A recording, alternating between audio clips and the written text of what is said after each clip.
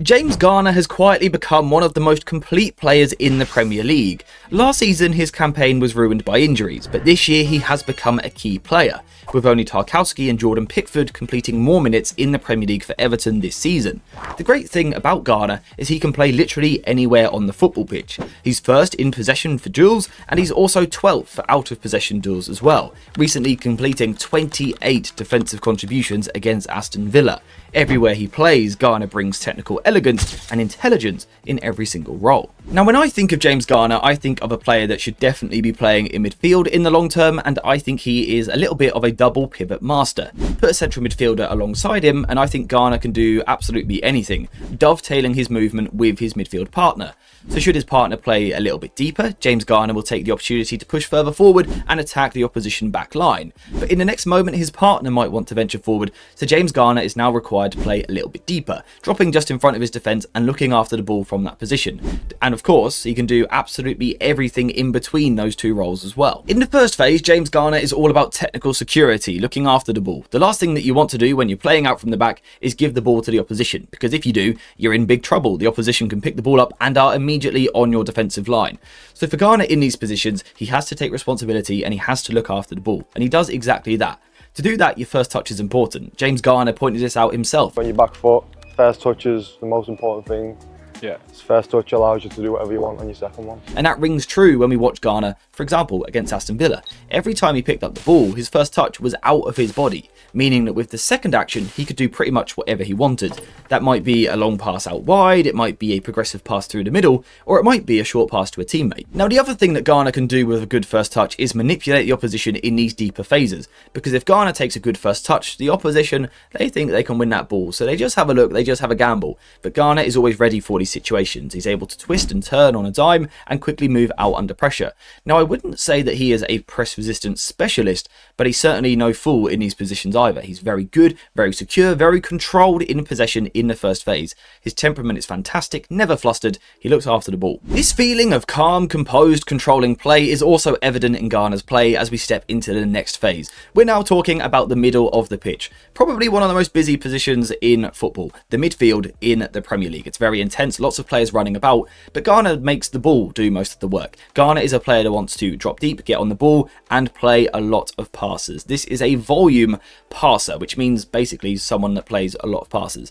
Now, of course, that means that some of them are going to be safe, they're going to be sideways, but that is important to look after the ball. Against Sunderland in the FA Cup, he completed 97 out of 100 passes. That is absolutely ridiculous, and what he's really good at is dictating the tempo of a game. You don't have to be a player that every time you pick up possession, you fire it forward. You don't have to do that. Sometimes you've got to look after the ball. Sometimes your team needs a breather. Sometimes your team needs to take their time to get into position. But to do that, you have to have someone who can look after the ball under pressure, that can drop into different positions, for example, like this, dropping into the back three. But importantly, he's looking after the ball, but he's still moving it with speed. These aren't slow, boring, sideways passes that take the sting out of the game. Garner is still playing with a good tempo. You can see in his pass map here, yes, a lot of the passes are sideways around the back, but that's what he has asked to do at Everton. When he's asked to be more progressive, he can absolutely do that. In fact, he's 13th in the Premier League this season for progressive passes, which means he does have that ability to pick the ball up and punch it through the lines to these more creative players.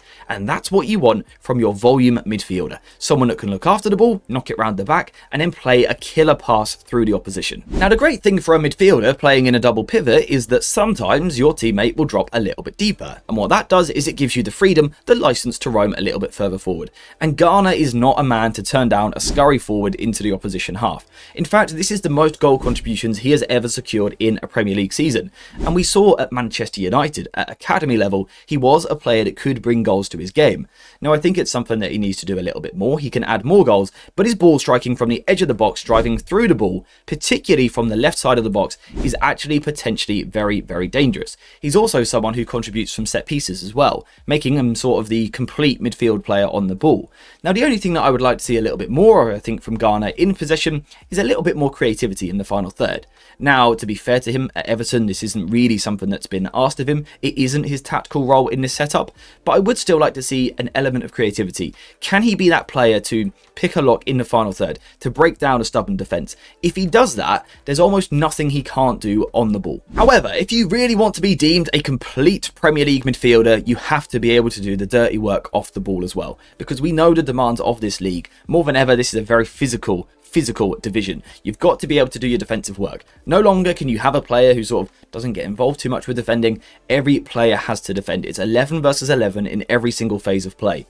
And Garner is perfect for that sort of football. He's a very busy midfielder, a very mobile midfielder, and actually surprisingly athletic. He covers the ground very well and is relentless. Again, only 2 players have played more minutes for Everton, and that's a centre-back and a goalkeeper, who I think it's fair to say probably have less running to do.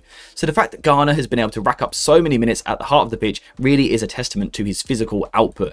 He can press high, put the opposition under pressure, he can screen in the middle phase, or if needed, he can drop back into the channel to help his fullback out. There almost isn't anything that Garner can't do. He's strong and very good in the duel, doesn't always feel the need to go to ground, using his upper body instead to get across the opposition. It makes him just beautiful to watch. This is probably the best moment in Garner's career up to this point in his life. He is playing absolutely fantastically. He is starting week in, week out for Everton and producing top level performances, which are really starting to catch the eye. Maybe even of the England manager as we head towards the World Cup. That might be a step too far, but I tell you what, James Garner is a very good player. And with his contract starting to approach its end, a few teams might be sniffing about. My question for you is, would you like your club to sign James Garner? And if you're an Everton fan, I think you need to do everything to keep him. Absolutely everything, because I think he's a top young player. Premier League experience at the highest level. He's just absolutely fantastic. So yeah, if you couldn't tell, I quite like Garner. I think he's pretty good at football, and I think most teams in the Premier League could probably do with him in their squad somewhere. Is that going to happen? Is he going to move, or is he going to stay at Everton? I don't know. Let me know what you think in the comments. But apart from that, we're now finished for this video. So thank you guys very much for watching. I hope you have enjoyed it. If you have, please leave a like, subscribe to this channel because there's more content on the way, and I will see you in the next one.